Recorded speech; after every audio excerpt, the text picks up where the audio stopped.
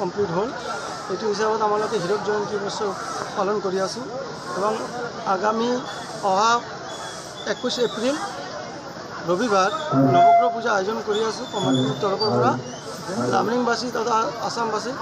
সকলক উপস্থিত থকাৰ কাৰণে আমি বিশেষভাৱে আমন্ত্ৰণ জনাই আছোঁ বাৰী কামাখ্যা কলনী লামডিং তো এবাৰ আমাৰ পূজাটো অলপ স্পেশাল হীৰক জয়ন্তীর কারণে অলপ স্পেশাল আমার প্রিপারেশন নিয়েছিল এবং লামডিংবাসী এবং কলনীবাসী সহায় আমি বহুত ধুনিয়া একটা পূজা কমপ্লিট করব চলি আছোঁ এবং কালি আমার বিসর্জন প্রক্রিয়া চলিব এটিও ভালদৰে হ'ব বুলি আশা ৰাখিছোঁ।